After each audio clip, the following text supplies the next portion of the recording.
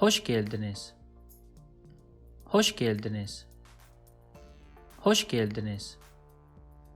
Evimize hoş geldiniz. Evimize hoş geldiniz. Evimize hoş geldiniz. Ülkemize hoş geldiniz. Ülkemize hoş geldiniz. Ülkemize hoş geldiniz. Hoş geldiniz, buyurun. Hoş geldiniz, buyurun. Hoş geldiniz, buyurun.